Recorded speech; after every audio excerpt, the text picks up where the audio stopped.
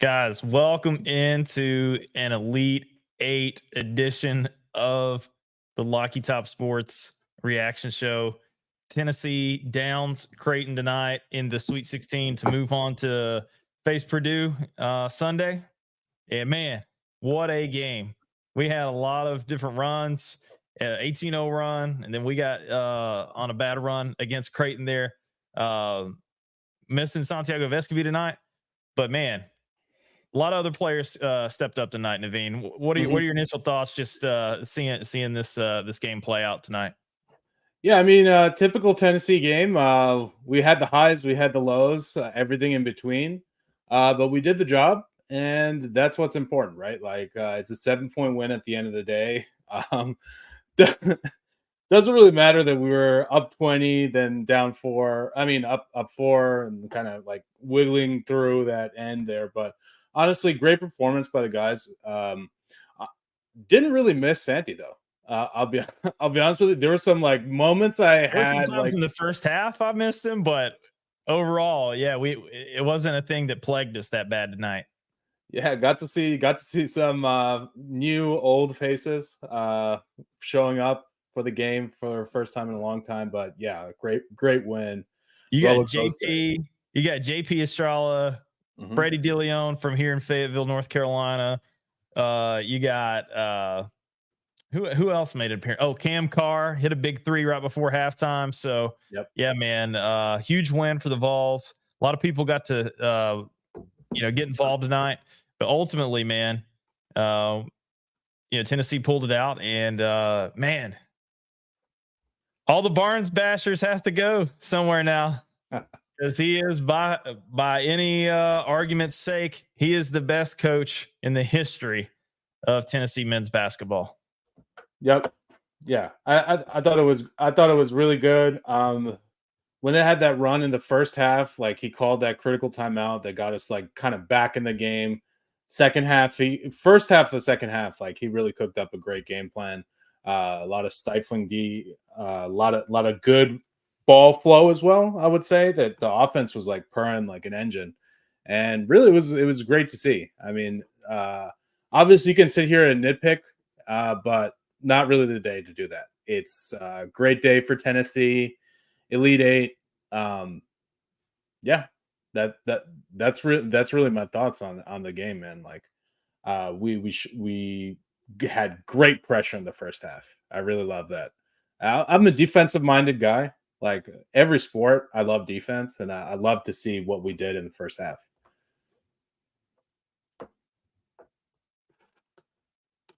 Josh, I think we lost your audio, Josh. Oh, my bad. You got me?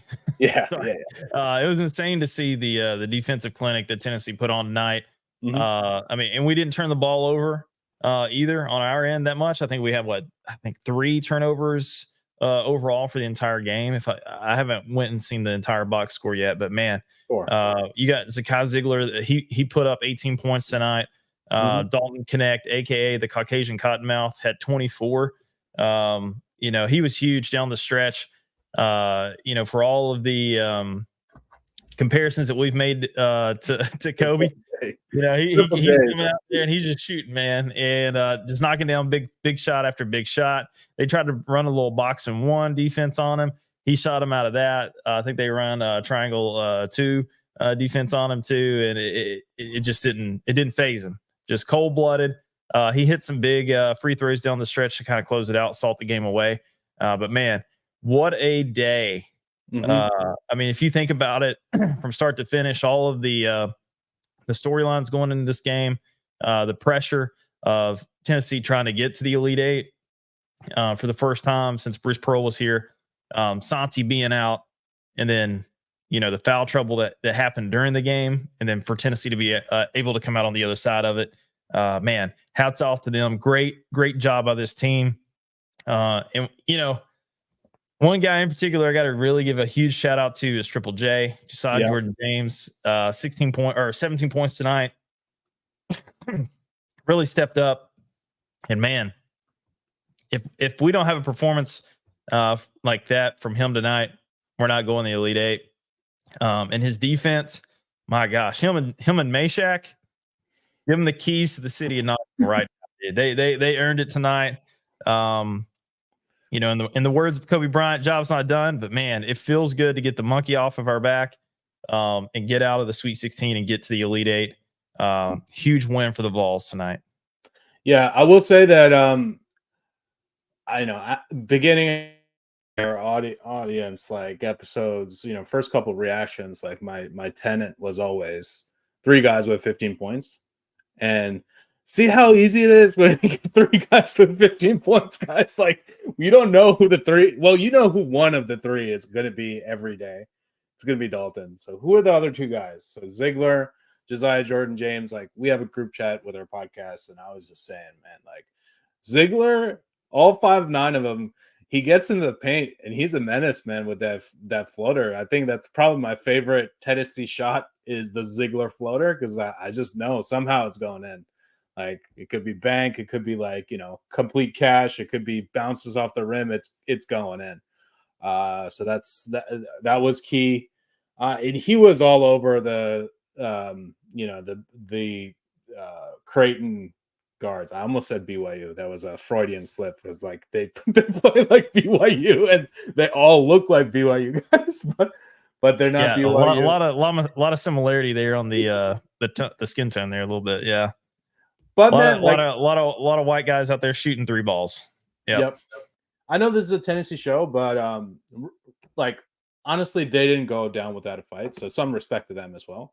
I would say that, they played a pretty good game, especially like digging themselves out of that 20-point hole and almost like causing panic in the state of Tennessee.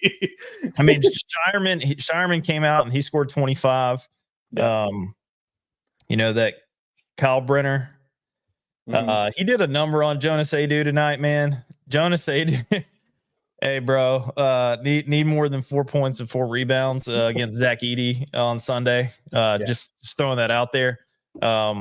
He kept hedging on those screens, and Kyle Brenner just kept dunking alley oops on his head all night long.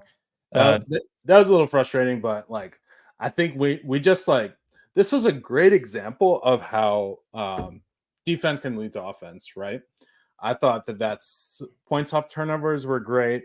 Not that Creighton turned the ball over the 9 times, but what we did when they turned it over was we scored. We scored off of it. We scored off of it. So that's the key there. They shot the ball pretty well, and so did we, right? Like, over 40% for field goal, both teams. Over 45 from 3, both teams. Over 83 from both teams. So really, just like 2 teams shot the lights out. But I think what was the difference was sort of the stifling D in the runs. Like, when we had our runs, we were able to shut down their attack and basically guard them from about 50 feet to 35 feet away from the basket. It was incredibly tough. Yes. For Creighton. I mean, it was. We kept them out at the half court line basically the entire night.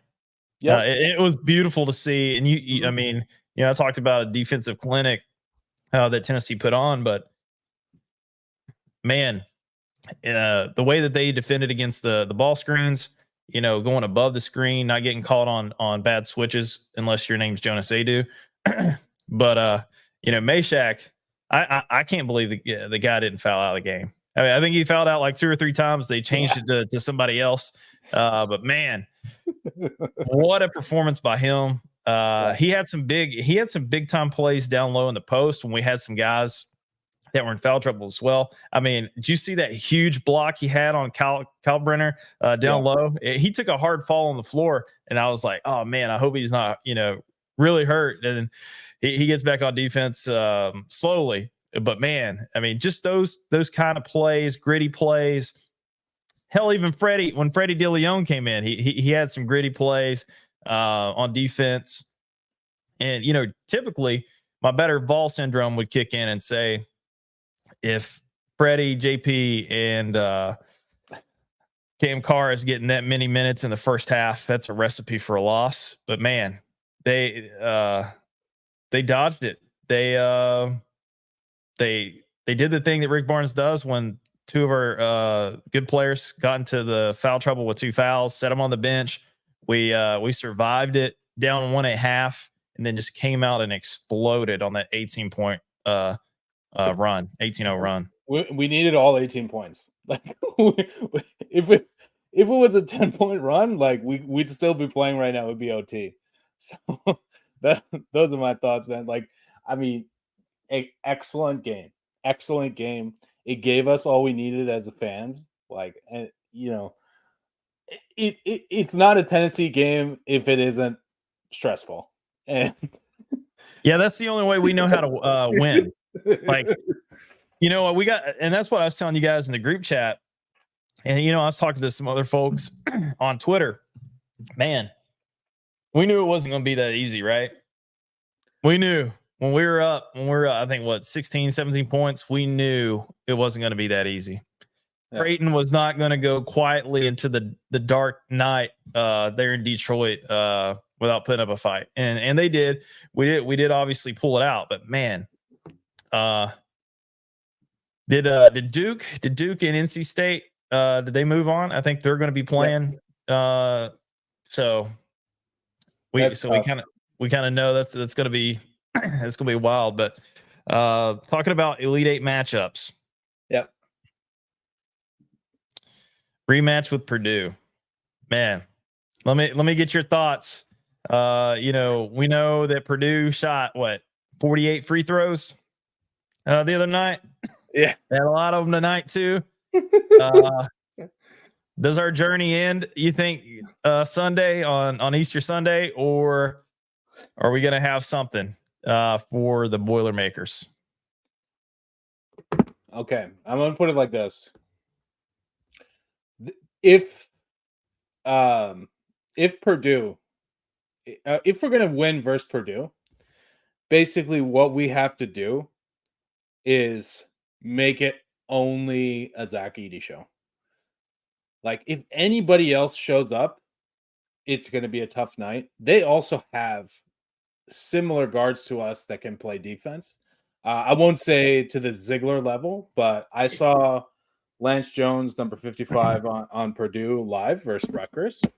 And that guy's a menace. He's like a combination of Ziegler and Meshack. I would say that he's pretty good. Smith went off today. Braden Smith. He's pretty good. They have all these kinds of really, really talented guards. So do we. But I think it's possible. I don't think we'll be favored in the game, to be honest with you. Probably be like a 2 to 3 point dog. No, we weren't even favored in this game. I think we got to 3.5 underdog. No, we were the favorite 3.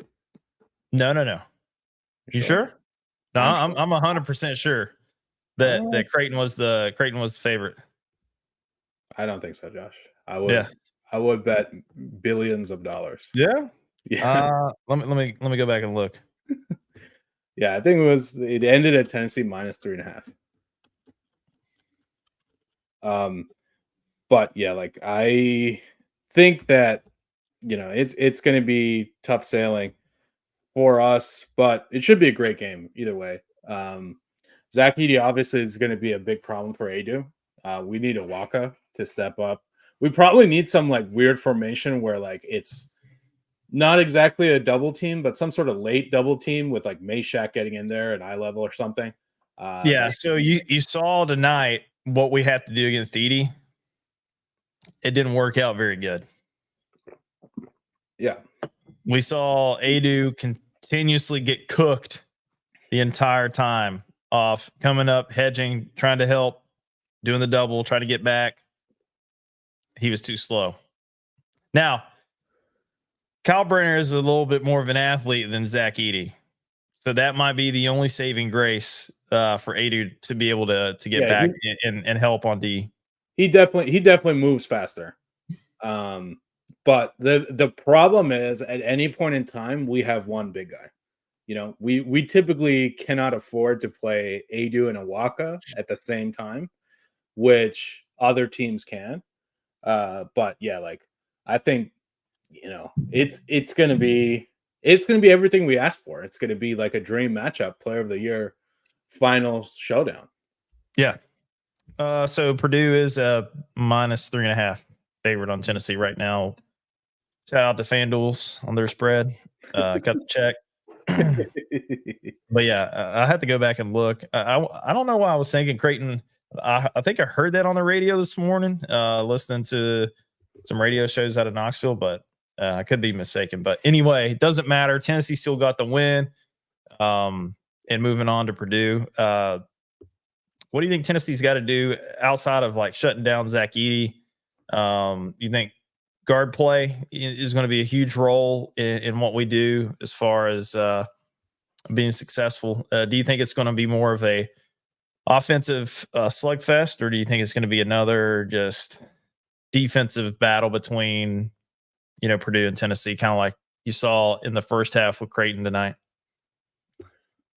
I think it's going to be more offensive. I think that we have the sixth player on Purdue, which is the ref. Yes. It's going to be tough, man. It's going to be really tough. I mean, they love Purdue. They love Zach Edey. They love the rest of the team too. Like, it seems like they love Matt Painter. Like, you always see Matt Painter talking with the refs, like, more than any other coach out there. You see that. They shot, they didn't have too many fouls, honestly, this time, because Gonzaga doesn't really foul as much as these other teams. Like Edey had all the free throws. He had 10 free throws, but nobody else got fouled at all. So, or at least shooting fouls. So, the guy is a monster at doing that. Like, I don't think that we should take that part of his game lightly, because that is going to happen. Right. Well, if it means anything to anybody, Bruce Pearl just said on the post game that Tennessee is going to beat Purdue. Okay. Yeah, I mean, we love Purdue. I mean, we love Bruce. I knew what you meant. It was another P word. We love Pearl. Yeah. So I he's a good guy, and he knows his basketball. So I hope that I have the same take, and I think that it's within reach. Tennessee as an underdog, we don't do that badly. We're not the underdog that often, which is great. Right. But typically we keep it close. It's going to come down to those gutsy plays. Ziegler's going to be diving all over the floor. Like, I was really fired up. I yelled at the TV when same. Man, you talk about a tone setter right there, Naveen. Yeah. That's the second game in a row that he has played 40 minutes.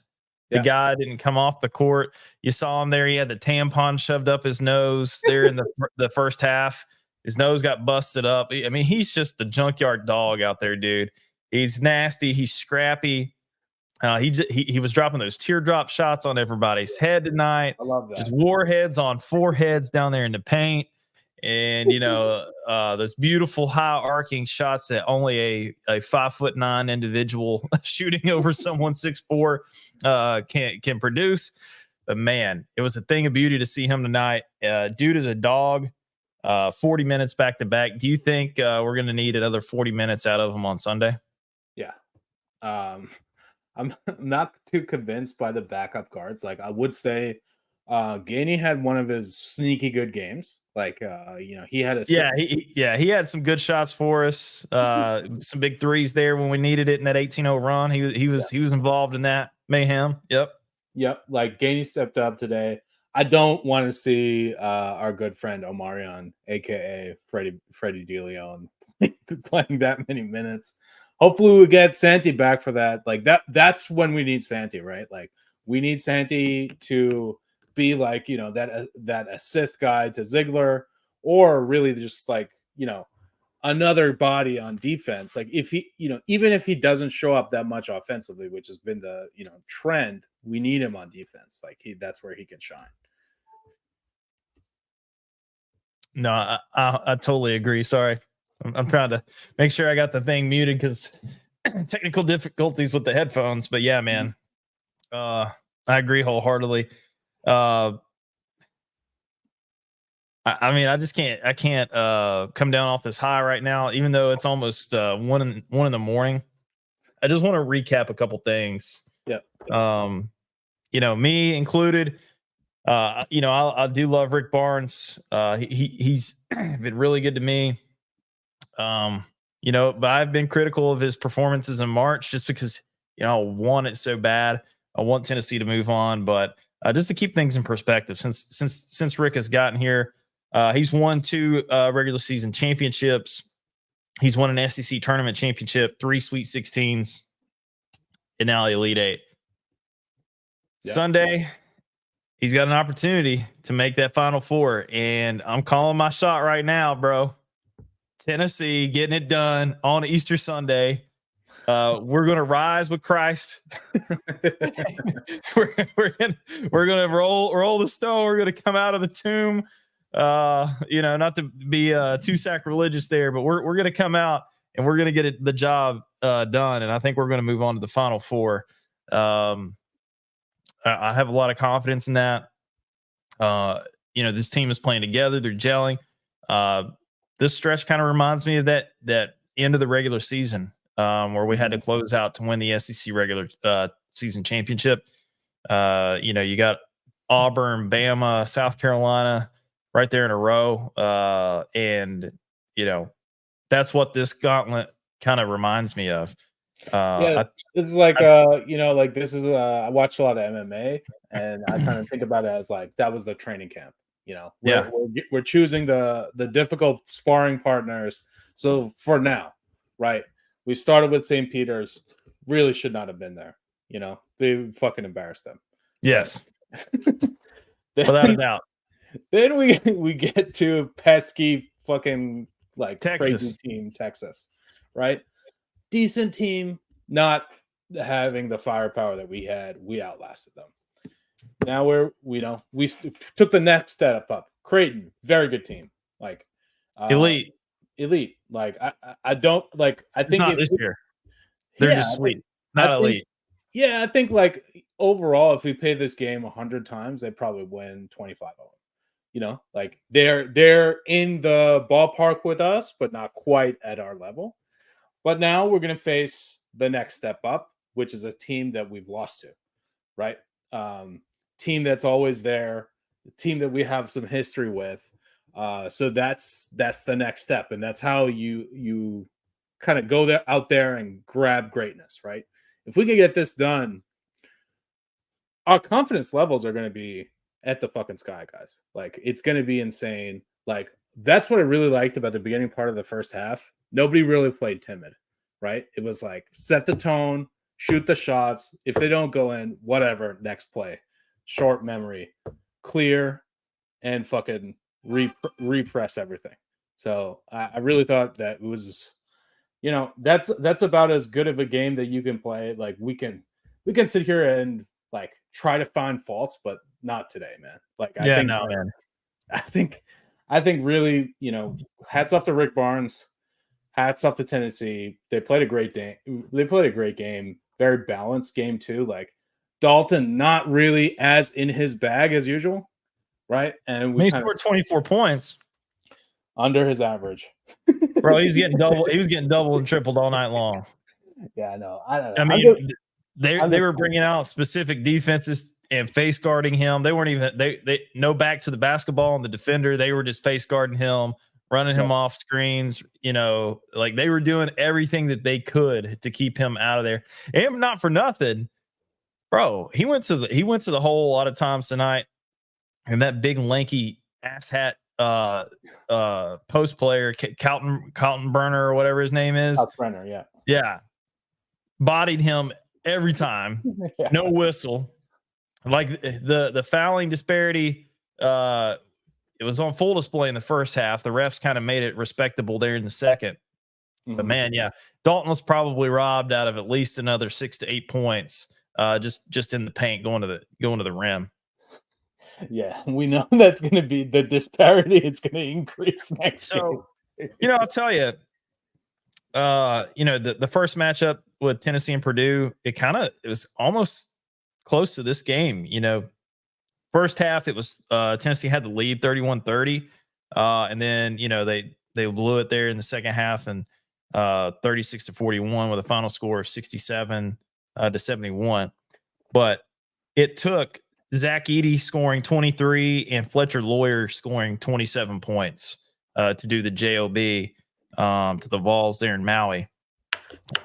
Just to give you some perspective of how Tennessee scored, Jonas Adu 5 points, 1 rebound. Dalton Connect had 16 points, 7 rebounds. Meshack 9 and 2. Scovey had 8 and 4. Triple J 3 and 5. Yeah. And Gainey had 15 and 2.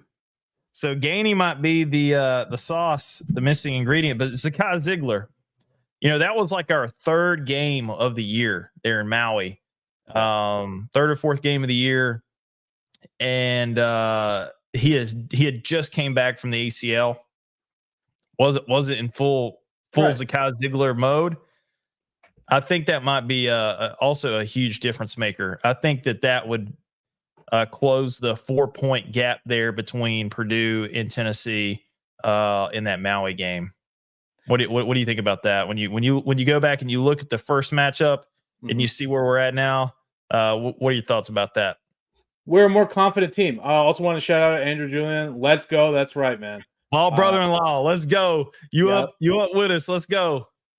Thanks for watching, guys. Also, 28 people watching this. Congratulations. You are either a massive Tennessee fan or a big degenerate. Either one. We'll take both of you. All welcome. So I will say that what you said about Ziegler is right. Like, he was kind of like timid. He wasn't 100% in that game. No, he was probably about 80%. Yeah, and you know, Purdue is tough in the sense they're similar to us in the sense that they could win in a variety of ways, and they could have different people going off on different nights. Other than Edey and you know Dalton kind of cancel each other out, but it's like who else is going to show up? Hawaiian humidity might be a huge factor. Those games were weird. You know, they're 10,000 miles away from home. So you know, it's tough. I mean, we're playing in damn Texas now. Like, we're relatively close to home. Shouldn't be that much of an issue travel-wise, rest-wise. But really, man, it's tough to say. Like, honestly, this is a 1 to 2 point game either way. I don't think either team is going to blow each other out. It's going to be a fucking dogfight. And going forward, it's going to be, you know, we're just as good as any other team now. I would say, like, on our side of the bracket, you know, you can argue we're the best We're team. Tough beat. I think we're the toughest out, man. Yeah, in our side, for sure. Like, UConn is very tough. I will say that they're playing in championship mode. They look like they look like a team that wants to repeat. That doesn't necessarily mean that they're going to, but man, I think that really I agree, Andrew. It's gonna be everything we asked for. This is what we've been asking for. Like, Josh, you've literally been asking for Purdue rematch. We've been doing this show, these reaction shows. We've been doing this podcast. Lucky Top Sports has existed for what, 17 weeks? Yep. You know, and I've just been dying, you know, pleading, begging to get this rematch with Purdue because one, we know Zach Edey is a huge pussy and he's a fraud, right? We know that he just harvests fouls and cheap whistles, and he's a free throw merchant, and that's what skews a lot of his stats. And I hope that he gets just bodied hard by Awaka all night long. And we just see his stupid face just crying. And I hope the refs don't give in to that, man. I hope that we have kind of a game like we had tonight. That would be my preference, because I think a lot of times the refs let them play. Now, as a Tennessee fan, did I want a little bit more action called on DK when he was going to the lane. Yeah. But overall, I think that the refs kind of was pretty swallowed the fair. whistle. Yeah, they were pretty fair. So I don't want to beat the refs up that much, but Yeah. I think I have some PTSD from the first matchup, and then just seeing how Edie has been coddled by the officials all year long to get easy whistles. It's very frustrating, and I will absolutely just lose my mind, probably rip my TV down off the wall, throw it outside in the middle of the road if I see that shit going down. Because that's not the way Tennessee deserves to go down. That's not the way the game needs to play out, because it's just ridiculous, man. Like, nobody wants to pay to watch that. Yeah, That's not entertaining basketball. I will say that since seeing him live, and we had pretty good seats, me and Andy were there. He has a very good ability to kind of like chicken wing the other guy. Yeah, the and hook. It's either going to be a layup or a foul. It's like, I will say, as an objective, orange glasses off, like, it's a James Harden level skill of getting fouled. And I think also because the foul is happening exactly at eye level for the refs. Like, if you assume a ref is 5'10" to 6 foot, right? The foul is happening with, straight in front of you. So it's impossible to not call. It's not below the belt. It's nothing weird. It's like the chicken wing and then turn and shoot. So I mean, that is a move on its own. And I hope we can persevere through it. We have, kind of 48 hours, man. It's not a lot of time to game plan for this kind of a test, but yeah, it's going to be a great matchup for us. And, it's everything we wanted is coming true. And, it kind of feels like, we finally deserve it, right? Football, basketball, we're always so close to the show, right? We are 36 hours. He's right. Thank you, Andrew. 36 hours away, man. Yeah, and to your point, Naveen, I agree. Tennessee fans, we've been wandering in the wilderness for a long time. And, with Passover coming to an end, Shabbat Shalom to all my Jewish folks out there. Passover coming to an end. You got Easter Sunday for all my fellow Christians out there. We've been wandering in the desert for 40 years. It feels like, instead of 40 days. And I think Deacon Barnes is leading us to the promised land, to a Final Four, man. And it's just so poetic that it happens this weekend. And I honestly think, you're talking about confidence. Tennessee's confidence has got to be through the roof, taking down a Creighton team, especially down Santi. You know what I'm saying? Like, how much confidence does that build? Sticking us with the early tip. Thanks, NCAA. Yeah, you're not wrong, Andrew. I mean, we don't have a lot of time to rest, but it's okay, man. Straight from mass to the game. Straight from mass to the game. Straight from mass to the game. It'll be fine. Okay. But yeah. I think it's our destiny. I think Final Four is a lock. And it couldn't have played out any better, especially if, with the matchup being Purdue. Yeah, I think like what was sick about this is we got to see the whole Elite Eight play out. And then we're the last closing game act. We are the final show. And it feels good to have that. Like, looking back, like this whole week, I was like, how the fuck are we going to play at 10 p.m.? Like, is that going to hurt us? But man, we stepped on those primetime lights, I guess 9 p.m. in Dallas, and we fucking whipped it out. Like, no other way to describe it, but we got it done. And it's very encouraging and inspiring, man. We were in Detroit. Oh, we're in Detroit. Yeah. Still Michigan. Okay. Close. The other game was in Dallas. That's why I'm confused. Yep. Yeah, it's okay. All good. But yeah, I think that, we have a lot to look forward to.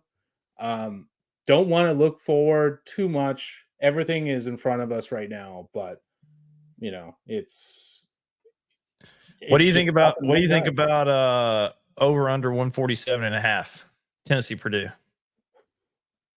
Okay, I looked at the score. Last time it was 138. I think typically Elite Eight, all these games should be going under.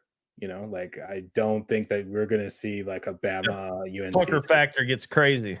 Yeah, and every shot means so much more as you get deeper. And these guys are nervous too. They're human beings, right? So, and they're 20 years old. Like they don't have like years of playing under the pressure. Sometimes it's good, sometimes it's bad. You don't really realize it sometimes the moment that you're in until you step out of it. But fantastic fucking game. Andrew, I see you commenting with us, bro. We making the Final Four?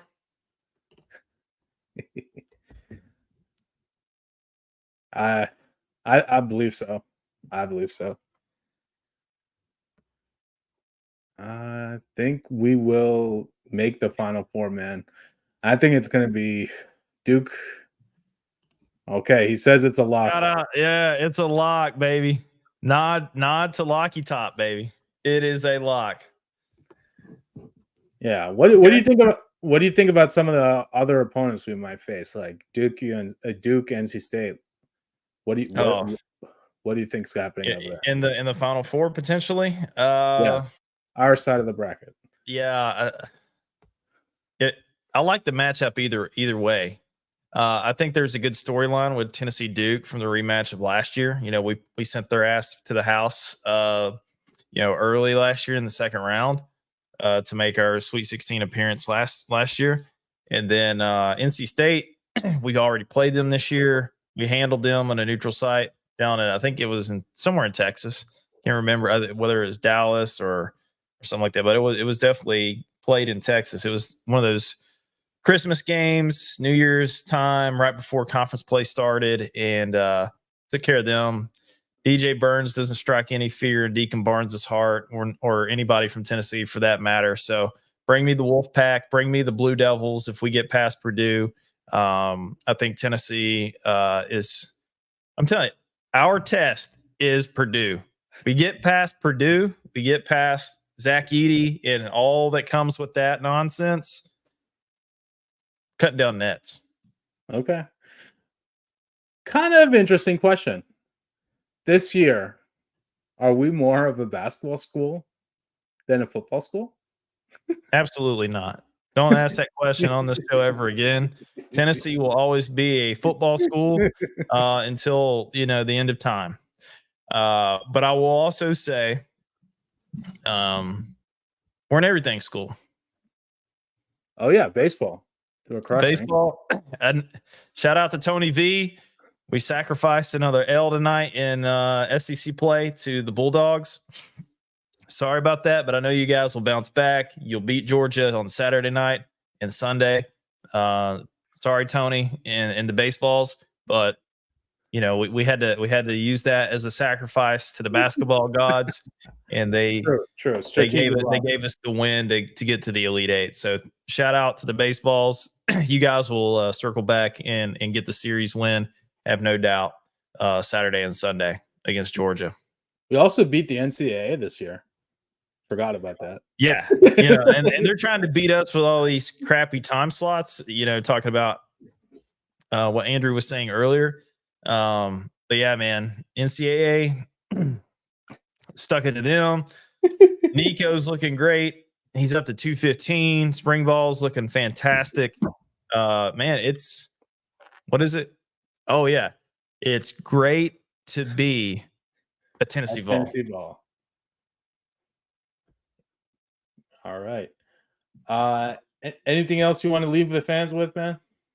No, man. Other than I appreciate everybody coming out. I know it's super late. We had still quite a bit of traffic tonight. Thanks for tuning in to Locky Top Sports. There'll probably be some other shows out there be going on into the wee hours, but man, I got a 5-week-old baby down here that I'm gonna have to go attend to. But man, roller coaster ride of emotions, which it's a typical Tennessee Vols football, basketball, baseball, whatever game, Lady Vols, whatever game. We're built for it. We're ready for Purdue. Bring them on.